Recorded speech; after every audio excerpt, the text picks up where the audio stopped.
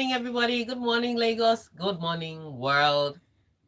And yes, speaking about world. So, Iran is tackling the USA for taking out the Islamic logo part of their flag. And they want FIFA to strongly give a strongly worded message to the USA. And I'm just thinking, FIFA is about to give a strongly worded message to the USA, who's hosting their next World Cup. Let's wait and see how that pans out. But yes, that's the fight that's happening off the pitch, right before the one that's going to happen on the pitch. All right, so people get in on the conversation. Make sure you use the hashtag LockerRoom981 up on Twitter. Send your messages into WhatsApp. The number is 0809 444 and we are streaming live up on youtube.com/smooth 981 FM Lagos. If you join the live chat, I will be able to read your messages out. Okay, so we'll give you a rundown of what we've got going on in sports right here inside the locker room. Curry and Warriors cruise to 137 over 114 victory over the Timberwolves, whilst Canada win title for the first time with victory over Australia. This is the Davis Cup.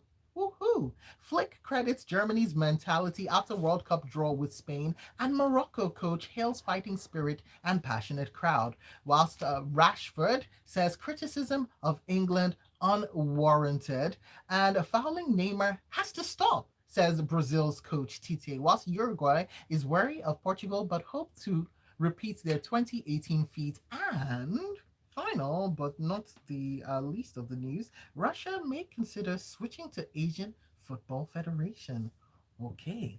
All right, getting into things now. And Stephen Curry had 25 points, 11 rebounds, and 8 assists. And Jordan Poole pitched in 24 points off the bench. And the Golden State Warriors used a 47-point first quarter to spark a 137 to 114 victory over the Minnesota Timberwolves on Sunday. All right, so big game for Golden State Warriors. They struggled at the start of the season, couldn't seem to win any games on the road, and now they cannot stop winning. So basically, their big starters would get on the floor and score a lot of points, and then they bring their bench in, and their bench would tank. And that's what has been happening to them, because the bench is a younger unit, led by Jordan Poole. After signing his big contract, it was almost as if initially the weight of the big contract was just heavy on him, and he couldn't drop, couldn't do his job. But all of a sudden, that second unit is now playing a lot better. Defensively is still questionable. They're knocking down shots, but they're not stopping teams from making the points. But yesterday, I think from the very first quarter, it was done for Minnesota Timberwolves, because even in the third quarter, when it looked like Golden State Warriors were not doing very well, and they were able to close the gap from 15 to 10, then Golden State Warriors just sent back their starting lineup again, and Steph Curry and Klay Thompson had some back to back to back plays, and the numbers went back up. So really good one for Golden State Warriors. They're now beginning to look like the champions that finished the season off winning the championship last season. But this season, we wait to see how it pans out. In the West is really, really wild out there. Nobody yet knows who is going to, of course, stick out the most. But the usual suspects, you'd see them playing even very well. For the LA Lakers too, they're also winning. And I know some people are going to say, yes, they've won against San Antonio Spurs, and San Antonio Spurs are trying to finish really low in the league so that they can get Wambayana, but that's not it. The Lakers have won 3 games in a row. Everybody's not trying to lose games like the San Antonio Spurs, so let's give them their credit. Good one happening out in the West. In the East, Giannis Antetokounmpo still dominating. So the NBA is still going on, even if the World Cup is taking up all the space. But we'll get to that eventually. All right, moving on now. And Canada won the Davis Cup for the first time by beating Australia in the final in Malaga. And yeah, so OJ Alisim said the emotions are tough to describe. All of us here, we've dreamed of this moment. It's really a dream come true. And I think that's what the Canadian team saw, and they said, okay, let's go and try this at the World Cup. Then they told them, no, this doesn't happen here. It doesn't happen in football.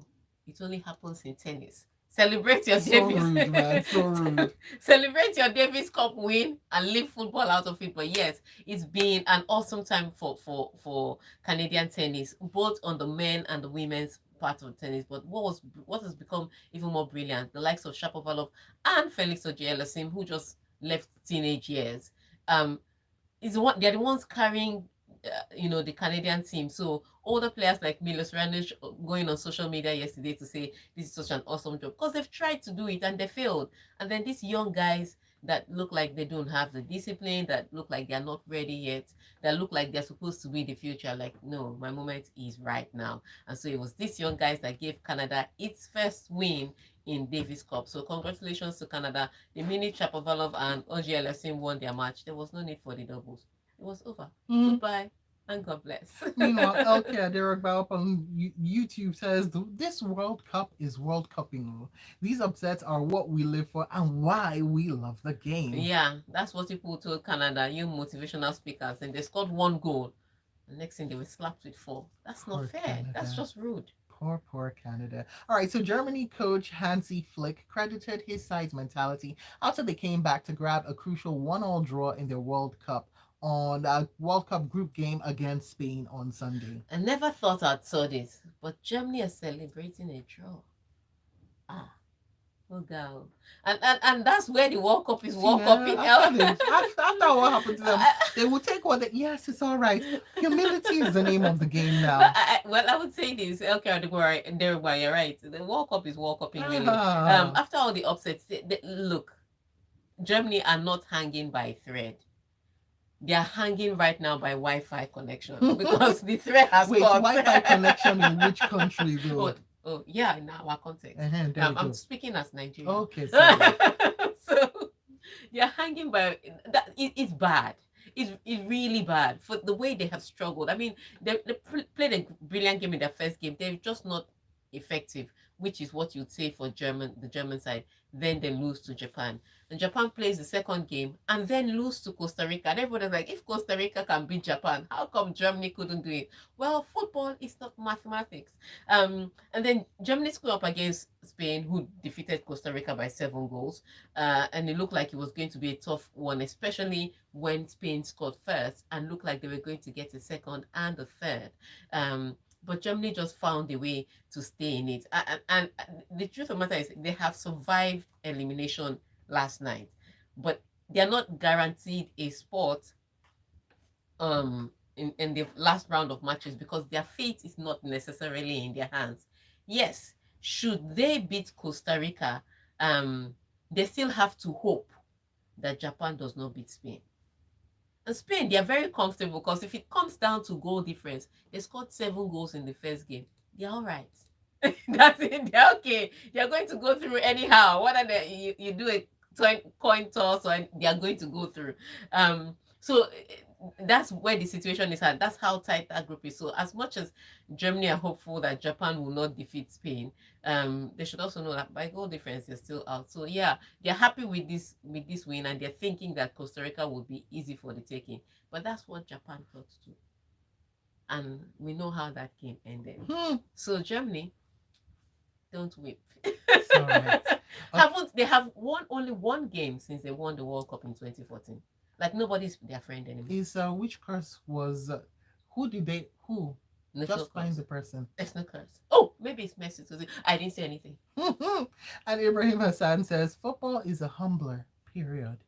And Tiger up on WhatsApp says Qatar have been knocked out. Thank God it's not street football. Otherwise, they would have taken the ball home and closed the stadium by now. No. It's not street football. It's the World Cup. All right. And Morocco's coach Walid Regragui reportedly hailed his players' fighting spirit and the passionate support of the crowd, but warned his side had, and I quote, achieved nothing even after their shock 2-0 World Cup win over Belgium on Sunday. Yes. So I would say this for Belgium though. It's not gold in this gold-plated generation. It's not golden generation. I've never seen them do anything that is golden. With all the hype, and I'm not one of those that have hyped Belgium. I don't.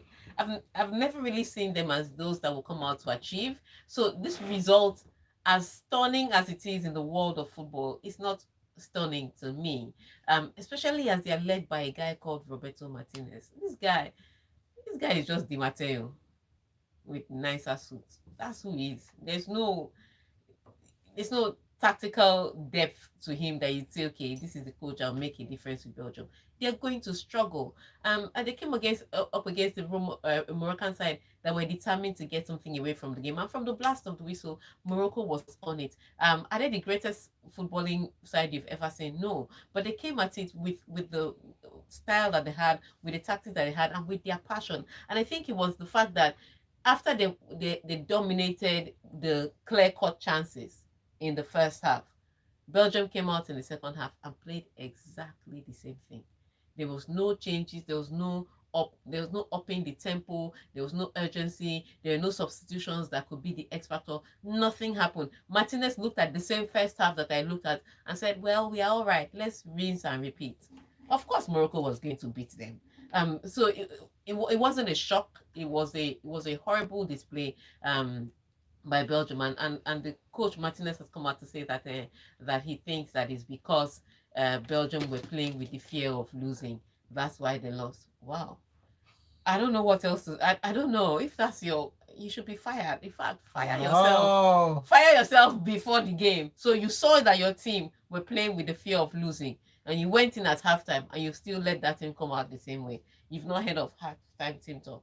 You've not heard of motivational I speeches. usually didn't do They, that, and but the fear was just he greater there was than the there hope. was nothing. He was just tactically inept. And Morocco took advantage of it. So fantastic one for Morocco. For an African side, they're the one team that seemed to be doing well because they drew their first game against Croatia and they won against Belgium, so that they are on 4 points. Ideally, that would be enough, but their group is also crazy. Um, and next up, they play against Canada. Now, Canada have already been knocked out yesterday. From the World Cup, having lost to Croatia by 4 goals to 1. They've already been knocked out. But they could be playing for pride. And they could put off a tough one against Morocco. So Morocco, I hope they don't get carried away and they just stick to it, finish job, and qualify for the next round. But they are the one African country that seem to be enjoying a good time there. Okay, so Cruz up on WhatsApp says blame Brazil. I think they put a Yoruba curse on Germany. Boss up on YouTube. LK Adirogba says if Tega wants to drag you, she drags you by the wig, collar, shirt, tie, head, and everything possible. She just called Belgium the gold-plated generation, not golden. I felt that in my chest. Well, you know what? Feel this break in your chest because we're going to be right back after it. I don't know that.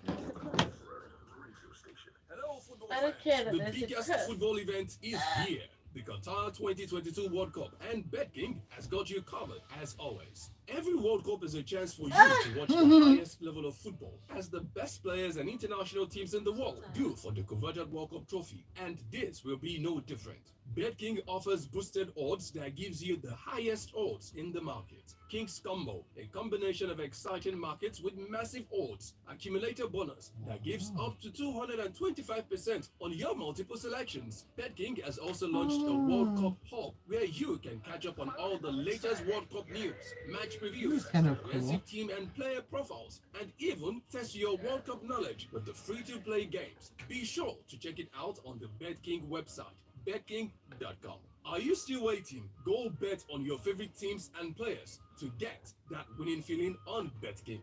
That feeling, that's BetKing. Remember to play responsibly, not for persons under the age of 18. Hi, this is Lord Frank. You're listening to Smooth 98.1. Keep listening. Whoever the team, whoever the player, whoever the country, whatever the weather, yeah. The Coco is a winning. The Coco is your feeling. Let all your feelings just play on that game. This World Cup, your feeling is your superpower. Visit www.betking.com or any BetKing shop now to place bets on all boosted odds, King's Combo, and enjoy fast payouts on every win. That feeling, that's BetKing. This is Paul, and Please, you're am I listening to following her Smooth that they're telling me Breakfast. all of this? All right, we're back. Eh.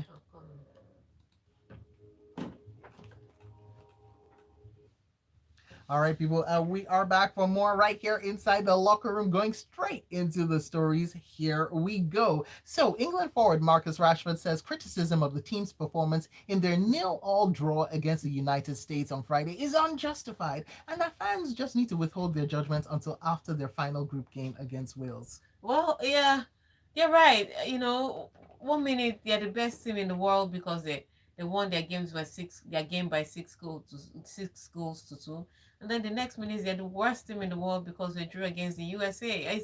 It's just a but when Marcus Rashford says this thing, I'm just wondering, guy, where are you from? You're from England. You know exactly how your media works.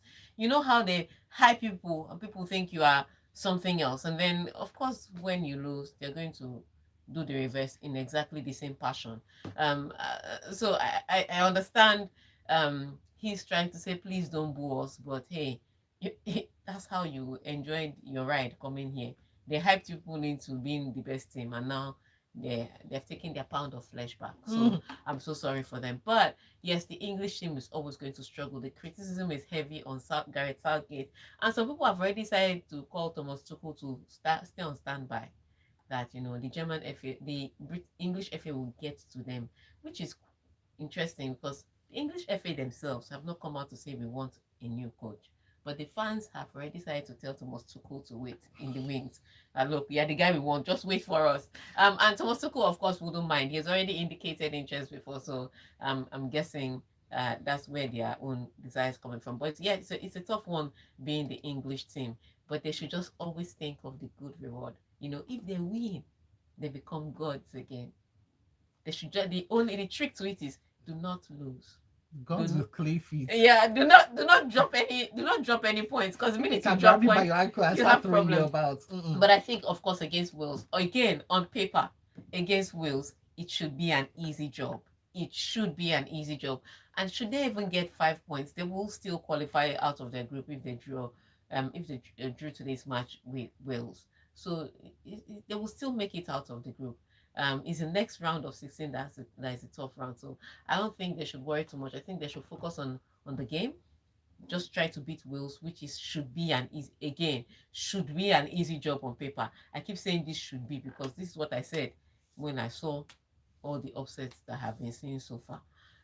So this should be an easy job on paper on the day. However, we wait to see how Qatar will do them because Qatar has been Qatari.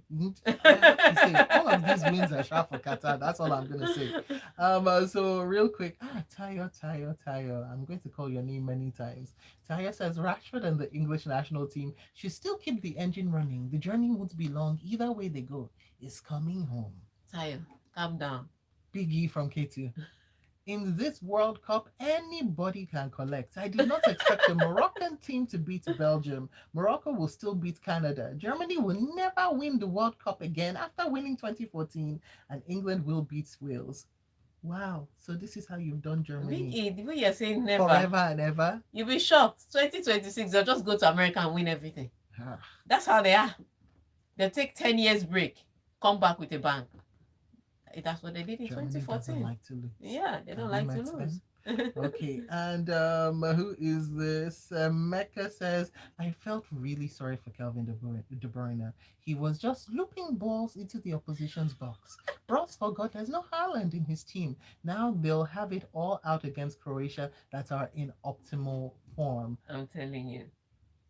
And Croatia is going to really be a tough one because Croatia somehow has just found the rhythm, especially when they went behind against Canada in that early goal. I think it stunned them back into action. So now They're like, oh, they're like, wait. We've played the finals of the World Cup before now, haven't we? But yeah, so it's going to be a very tough ask for Belgium. Maybe that's why Thierry Henry didn't want to give people autographs. But that's a discussion for another day. We move on to the next story. all right. And Brazil's head coach. There we go. We got it right. Tite says the high number of fouls on Neymar has to be stopped after the forward was injured in their group stage win over Serbia. He said if you want to celebrate the football, you have to pay attention to the fouls. And I mean, he has evidence to prove it. The boy came off the pitch and that ankle looked like he Can we had a tennis ball can in we it. call it an ankle anymore at this point? Yeah, it looked like that's not, and he's right that certain players are targeted. So certain players, when they finish, they just go into the ice bath and just sit down there for a while And because consider their greatness. and wonder why they did not take a teaching job or something else that doesn't require all this contact.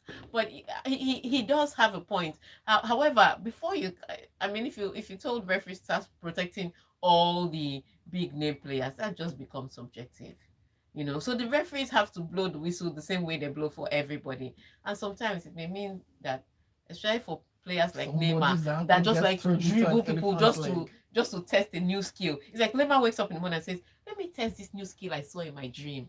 And then he tries it out on somebody, and then they will kick you now. They will kick you now, knees. but but what that means for Brazil is that Neymar, according to their medical team, he's not going to play in their next two matches, which is tough. Um, because they take on Switzerland later today. And you won't imagine that, yes, they've gotten their first win, but 3 points does not necessarily guarantee that you qualify out of the group. And most big name teams just want to top their group so that they'll avoid other big names, at least in the round of 16. So they need their star man to be available. Unfortunately, they've said that he will not be able to play. I keep saying they've said because they say these things and then you see Lukaku on the pitch when they're looking for goal. So they can say these things and you now see Neymar on the pitch when they're looking for goal. So they've said he will not be able to play the next two games. So what's important for Brazil, I think they have more than enough in the midfield area to take on Switzerland and still get all 3 points. It's going to be a tough ask though, because the thing I think that Brazil lacks, especially up front, is the experience. There's so much naivety and so much youthful exuberance, as opposed to where you need that a little bit of discipline and structure. And that's where they may falter a little bit. But they have the talent, they have the skill to take on Switzerland and come away with all 3 points. But we'll see what happens today. Skill versus discipline. I think that's what we'll see on the pitch today. And maybe discipline will come out victorious, or maybe skill. I like skill better. Mhm. And Uruguay wants an improved performance against Portugal in their second game of the World Cup and would love to repeat their win over the Europeans in the 2018 tournament. That's what their coach Diego Alonso said yesterday. All right, so a huge one for Uruguay. They're not the same team. Their forward players are older. They don't have the pace, and if you saw their game, they're still struggling. To get up to par. They're definitely not the same team. It's an older team now. You juxtapose that with the Portuguese team, who are a completely different side. They've added some youthful players to the mix. Rafael Leao can run at any defense. Yao Felix can run at any defense. It's a different team from 2018. And yes, it was Uruguay that knocked Portugal out of the 2018 World Cup. And yes, they may say based on that result, they are confident. But it's two different teams in two different forms with two different um, type of players. And so they can't hold on to the fact that they beat them in 2018. They have to find a new freshness, a new confidence, a new tactics to take on this Portuguese side. Now, the Portuguese side have not exactly we put confidence in people's minds. And I know that Ado apologized, Coach Ado of Ghana apologized so that FIFA will not find him a heavy one for saying that they gifted Portugal a penalty. But they did gift Portugal a penalty. And that's the goal that made the difference when Portugal took on Ghana. So that's a side that scraped through beating a Ghanaian side that some would say is not the best Ghanaian side they've seen. So yes, Uruguay have a slim advantage that they can get in behind the Portuguese and get a couple of goals. However, they should also be watchful because they are also an aging side, and the Portuguese can get in behind to score some goals. So I expect a tough one. I think this may just turn out to be a score draw, and that would be a good result for both teams. But they should go for the jugular, make it a little more interesting. Yeah. Okay, and we are gonna take some of these messages before we go to our next story, and maybe that'll be our final story. Actually, Mohammed says, "Oh, well, I'm happy Belgium is collecting water. Water. This arrogant generation, from keeper to striker Lukaku, have always behaved entitled. Make them go rest, Joe. And Martinez is not the problem, but the arrogant players." Whew. Ah, Tayo says, Martinez is a problem, Sha. huh? Tyra, I don't know. I'm clasping my fingers together. Hmm. Tyra says, I hope they turn Neymar to. No, Tayo, No, I no. don't think so, Tayo, Tyra. I don't think so. We don't But encourage that bad he's behavior. hoping they hurt Neymar. No, Tyra, No, no. Tayo. He says he's the most fouled player in all of the tournaments he's participated in. Yeah. Okay, so why that hope? I don't understand. And then Cruz says Neymar enjoys getting under the opponent's skin. He lives for it. Chimabi Victor from Alaba says, truth be told, African teams are really making a positive statement at the World Cup. While for the Spanish national team, they will still top that group. And for Neymar, Brazil will surely miss him today against Switzerland. Yeah, but I like when you say African teams, but there are no points for effort. That's the sad part. You try, they won't give you 1 point for even trying. Because yesterday Canada should have gotten 1 point for at least trying. No, there's nothing. You have to win your games. So I think Morocco is the only team so far that I've seen from Africa that is doing well. But then again, I'm not one of those people that support African teams because I'm from Africa. I'm from Nigeria. Everybody support yourself. What's the difference a word makes? Apparently, Taya meant to say, I hope they don't turn Neymar. That's better. That's better. We were worried about the state of my entire. I can't even lie to you. All right. So, real quick, let's take this one. The Russian Football Union may consider switching its Football Federation membership to Asia from Europe. And the RFU head coach Alexander Dukyov said, a few months ago, I said that Asia was premature, but now it is an opportunity that we should consider. Europe doesn't want them, but it's okay. Neither does Asia, but if they brought some good money, Asia will take them. I think that's what they're trying to capitalize on. But what it is that regardless of which federation they play, they still can compete in FIFA tournaments because FIFA also banned them. So it wasn't just UEFA that banned them; it was also FIFA that banned them. So at the end of the day, it's going to be well, it's going to even be a tough ask to say you're going to leave Europe and go to another confederation, regardless of how close you are to them politically. Well, I guess he's just upset at the fact that, uh, you know, Russia is missing out on all the major things. So there's a fiesta going down at Qatar, and they didn't even have the opportunity to compete for it. All I'm thinking about is Russia just get Qatar. Do you understand? And they would have seen the Saudis there, they're best friends. And then there was one with the Euros, and they still can't compete. So it's a tough one. As much as people say don't mix politics and football, at the end of the day, it's a war or it's an invasion. It's a little tough to leave it out. Excuse me. According to Russia, is what do they call it? Military.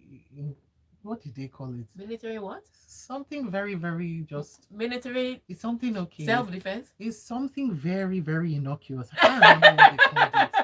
If you can remember, help me out. But basically, the way they were saying it, they were like, guys, we're just strolling into Ukraine. Okay, we're trying military training, and then we stroll back out, and like military exercise in Ukraine. Really? Something like that. I can't remember. I was just like, oh, okay. When your military exercise is over, then we'll see about your football. Till then, you choose military exercise of World Cup. Okay, there we go. All right, make sure you find Tega. She is at Tega Supreme up on Twitter, and of course find at LIS International. There's no A between the N and the L, and they're up on Instagram and Twitter as well. Coming up 9 o'clock, Lagos, you will be talking.